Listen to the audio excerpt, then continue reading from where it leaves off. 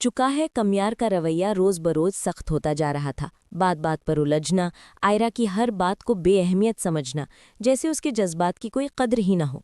आयरा पहले सब्र करती रही, मोहब्बत से समझाती रही, रिश्ते को बचाने की हर मुमकिन कोशिश करती रही, मगर जब तकलीफ हद से गुजर गई तो एक दिन टूटकर कह बैठी, मुझे तुमसे तलाक चाहिए, मैं इस घर में अब एक पल भी नहीं रुक सकती। कमियार गुस्से में उसकी बात सुने बगैर घर से निकल गया और पीछे रह गई आयरा, अकेली, रोती हुई, बिखरी हुई।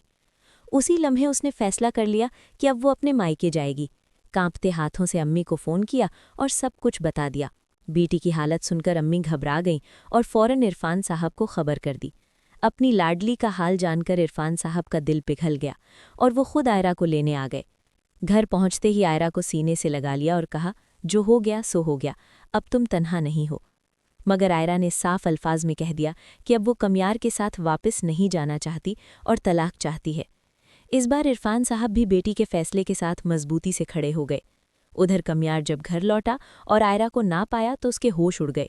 फ़ोन करने पर पता चला कि आयरा मायके आ चुकी है। फिर एक और झटका लगा जब मालूम हुआ कि आयरा हमेशा के लिए मुल्क छोड़ने वाली है और आज ही उसकी फ़्लाइट है। कमियार वक्त ज़ाया किए बगैर पूरी रफ्तार से एयरपोर्ट की तरफ दौड़ पड़ा। एयरपोर्ट पर आयरा को जाते देख उसका दिल टूट गया।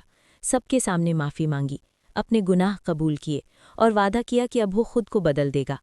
आयरा की आंखों में आंसू आ गए और आखिरकार उसने कमियार को एक आखिरी मौका दे दिया। इरफान साहब भी कमियार की सच्ची पश्चाताप देखकर उसे माफ़ कर देते हैं।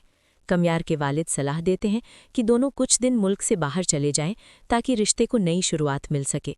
मगर सवाल अब भी वही है, क्या कमियार सच में बदल पाएगा या आयरा की ये माफ़ी फिर किसी नए दर्द की शुरुआत बनेगी?